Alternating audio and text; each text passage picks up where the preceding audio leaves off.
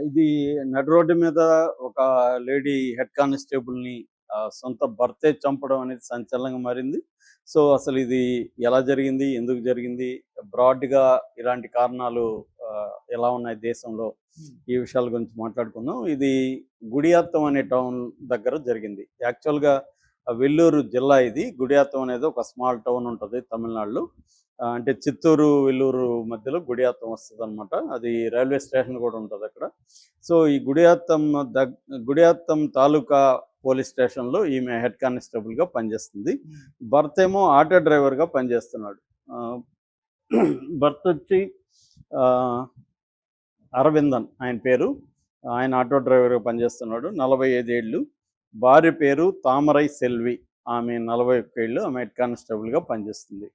మొన్న ఏమైందంటే థర్స్‌డే రోజు రాత్రి 8 గంటలకి ఆమె డ్యూటీ అయ్యి విలేజ్‌లో ఉంటుందామె. ఎర్తంగల్ అనే విలేజ్‌లో ఉంటది. ఆ విలేజ్‌కి టూ వీలర్ మీద వెళ్తూ ఉంది. హ్మ్. వెళ్తూ ఉంటే సడన్‌గా గుడియాత్తం పేర్నంబట్టు రోడ్ అని ఉంటది. అక్కడ నెల్లూరుపేటై అనే ఒక స్మాల్ విలేజ్ ఉంటది. ఆ విలేజ్ దగ్గరలో ఇతను ఆటోలో వెయిట్ చేస్తున్నాడు ఆమొస్తదని. సో, వచ్చినప్పుడు ఈయన ఆటో నడి రోడ్లో పెట్టి ఆమెను ఆపాడు. ఆపి ఆహ్, "నీతో డిస్కస్ చేయాలి రా" అని చెప్పి పక్కన రోడ్డు పక్కనే చెరువుంటదక్కడ. హ్మ్. అక్కడికి తీసుకెళ్ళాడు. తీసుకెళ్తే వాళ్ళిద్దరి మధ్య ఆర్గ్యుమెంట్స్ జరిగాయి. ఆర్గ్యుమెంట్స్‌లో నుంచి ఇతను తన జోబీలో కత్తెర పెట్టుకున్నాడు. పెద్ద కత్తెర ఉంటది. టైలర్ కత్తెర. హ్మ్. ఆ కత్తెరతో ఆమెను మెడలో పొడిచాడు. గొంతులో పొడిచేసరికి ఆమె బ్లడ్ ఇదైపోయింది. కూలిపోయింది. దాని తర్వాత మళ్ళీ పొడిచాడు. చనిపోయిందామె. ఇతను తర్వాత తను కూడా ఎదురు మీద పొడుచుకున్నాడు. ఈ లోపల ఈ పొడుచుకొని అతను ఆమె కేకలేసింది ఫస్ట్‌లో. ఇతను గూడా పెయిన్‌కి తట్టుకోలేక అరిసాడు. దాంతో దారిన పోయేవాళ్ళు చూసి ఇమ్మీడియేట్‌గా పోలీసులకు ఫోన్ చేసి హాస్పిటల్‌కి తీసుకెళ్లారు. ఫస్ట్ తాలూకా హాస్పిటల్‌కి తీసుకెళ్లారు. దాని తర్వాత వెల్లూరు కాలేజ్ ఉంటది. మెడికల్ కాలేజ్ హాస్పిటల్‌కి తీసుకెళ్లారు. హ్మ్. బట్ చనిపోయిందని చెప్పారు. ఇతను మాత్రం హాస్పిటల్‌లో ట్రీట్మెంట్ తీసుకుంటున్నారు. పోలీసులు అతన్ని ఎంక్వైరీ చేస్తున్నారు. సో, ఎందుకు ఇంతగా అతను భార్యను అది కూడా హెడ్ కానిస్టేబుల్ చంపాడు అంటే, వీళ్ళిద్దరి మధ్య ల్యాండ్ డిస్ప్యూట్ ఉంది. హ్మ్. యాక్చువల్‌గా ఇతనికి వాళ్ళ వారసత్వంగా వచ్చిన కొంత ల్యాండు, ప్రాపర్టీ వచ్చింది. దాన్ని ఈమేమంటే, "నా పేరుతో రాయి. నువ్వు తిని తాగేస్తావు ఆస్తుంటే" ఇద్దరు కొడుకులున్నారు వీళ్ళకి. హ్మ్. సో, "నా పేరుతో రాయి, లేదంటే కొడుకులకి గిఫ్ట్ డీడ్ ఇవి ఇవ్వు" అని ఆమె డిమాండ్ చేస్తుంది. ఇతనేమో నీ పేరు తర్వాత రేపు నన్నొదిలేసి నువ్వు ఇంకొకడితోనో సెటిల్ అవుతావు. నేనేం జేయాలప్పుడని ఇతను గొడవ జేస్తున్నాడు. ఓకే. ఇలాగా వీళ్ళిద్దరి మధ్య గొడవల్లో 3 నెలలకు ముందు ఆమె ఇద్దరు పిల్లల్ని తీసుకొని తల్లిగారింటికొచ్చేసింది అమ్మగారింటికి. హ్మ్. సో, అక్కడి నుంచి వీళ్ళకి గొడవలు నడుస్తున్నాయి. ఎప్పుడొచ్చి పిలిచినా ముందు ఆ ల్యాండ్ తేల్చు, ప్రాపర్టీ విషయం తేలిస్తే నేనొస్తాను, లేకపోతే నేను రానని జెప్తుంది. ఇది అతనికి తలనొప్పిగా మారిపోయింది. భార్య, ఇద్దరు కొడుకులు సడెన్‌గా ఇంట్లోంచి వెళ్ళిపోవడం, ఊర్లో అందరూ అడుగుతా ఉండడం, ఇది ఇబ్బందిగా మారింది. హ్మ్. దాంతో ఆహ్, అతనేం చేశాడంటే ఇంకొక యాంగిల్ గూడా ఉంది ఇక్కడ. ఈమె కానిస్టేబుల్ గాబట్టి పోలీసుల ద్వారా ఇతన్ని బెదిరిస్తా ఉంది. బెదిరించి నిన్నేదో ఒక కేసులో బొక్కలో పెడతాము. నువ్వు ఇది సెటిల్ చేసుకోకపోతే అని వాళ్ళు బెదిరిస్తున్నారు. హ్మ్. దాంతో జూలైలో లాస్ట్ మంత్‌లో ఇతను వీళ్ళ బ్రదర్స్ వెళ్ళి ఎస్పీ ఆఫీస్‌లో కంప్లెయింట్ ఇచ్చారు. ఎందుకంటే పోలీస్ స్టేషన్‌లో ఇస్తే తీసుకోరు కాబట్టి ఎస్పీ ఆఫీస్‌లోకెళ్ళి ఇలాగ హెడ్ కానిస్టేబుల్ తామరై సెల్వి మమ్మల్ని బెదిరిస్తుంది పోలీసుల ద్వారా. మీరు పరిష్కరించండని. వాళ్ళేందంటే సివిల్ మ్యాటర్ మీరు మీరు తేల్చుకోండి అన్నట్టుగా వాళ్ళు సీరియస్‌గా తీసుకొని దీన్ని చేయలేదు. హ్మ్. దాంతో ఇతనికేందంటే ఒక పక్కేమో భార్య బిడ్డలు లేరనేది, రెండో పక్క బెదిరిస్తున్నారు పోలీసులు. ఇతను ఎవరికి చెప్పుకోవాలి? ఆల్రెడీ ఎస్పీకి చెప్పాడు. అక్కడేం తేలలేదు. దాంతో అతనికి ఫ్రస్ట్రేషన్ అనేది పీక్స్‌లకెళ్ళిపోయింది. హ్మ్. అంటే ఇదేమీ తెగేయట్లేదు. మన మీద ప్రెషర్ పెడుతున్నారు. ఇట్లాగే ఉంటే మనం ఆస్తి కోల్పోయి వీధిన పడాల్సొస్తది. ఈమె మళ్ళీ వేరే వాళ్ళు తెలితే పిల్లల్ని గూడా ఈమె చూసుకుంటదో లేదో, ఈ టెన్షన్స్ ఇతనికి ఎక్కువైపోయినాయి. దాంతో అమితుమి తేల్చుకోవాలని డిసైడ్ అయ్యాడు. డిసైడ్ అయ్యి అంటే ఆమెను చంపేయాలని డిసైడ్ అవ్వలేదని పోలీసులు చెప్తున్నారు. ఎందుకన్నా మంచిదని కత్తెర తీసుకున్నాడు తప్ప ముందుగా ప్లాన్డ్‌గానే అటాక్ చేసి చంపేయాలనుకోలేదు. ఓకే. ఫైనల్‌గా తేల్చుకుందాం. ఆమె దిగి రాకపోతే అప్పుడు చూద్దాం అన్నట్టుగా ఆయన తీసుకెళ్ళాడు. సో, ఆమె అప్పుడు కూడా గట్టిగా ఇలాగే మాట్లాడుతూ నీ సంగతి తేలుస్తాము.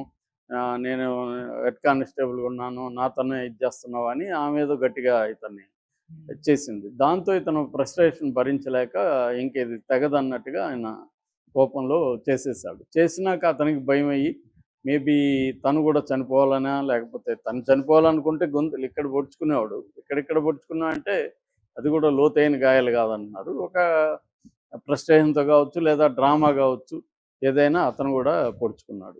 ఇది బేసిక్‌గా జరిగింది. ఇప్పుడు అతన్ని హాస్పిటల్‌లో ఉన్నాడు. ఇంకా జైలుకైతే పంపలేదు. అతను విచారణ అయితే చేస్తున్నారు. ఈమెది పోస్ట్‌మార్టం అవన్నీ సాక్షులు ఇవన్నీ పోలీస్ ప్రొసీజర్ ప్రకారం చేస్తున్నారు. సో, తమిళనాడులో ఏందంటే క్రైమ్స్ అగైన్స్ట్ వుమెన్ అనేది బాగా పెరిగింది. లాస్ట్ 2023లో 8,943 క్రైమ్స్ అగైన్స్ట్ వుమెన్ ఉంటే 2024కి వచ్చేసరికి 11,323 పెరిగింది.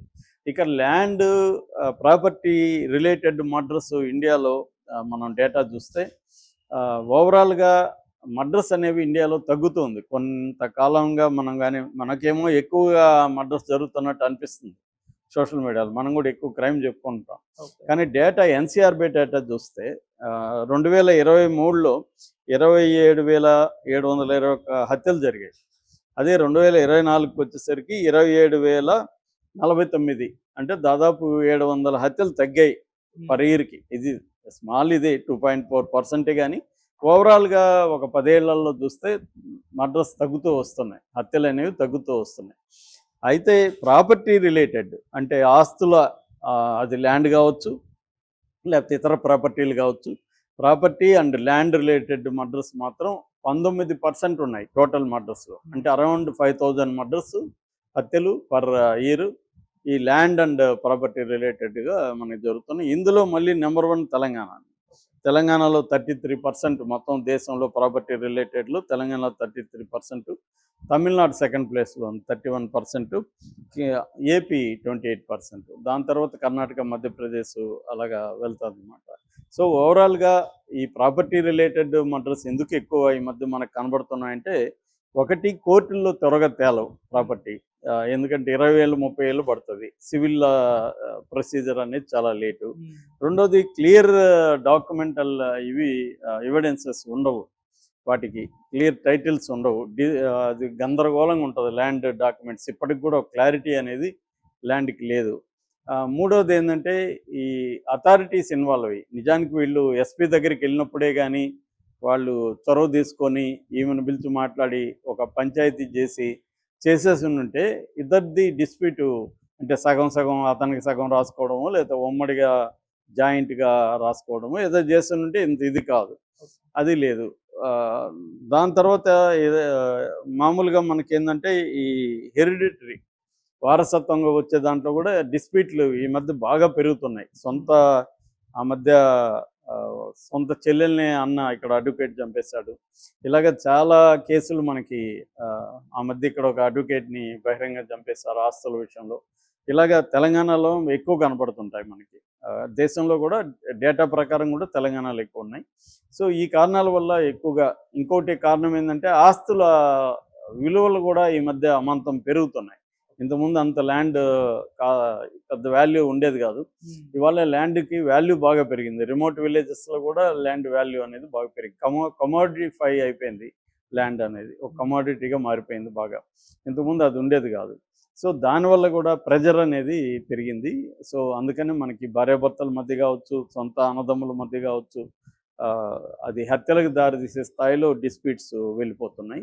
ఆ కాంటెక్స్‌లోనే ఇది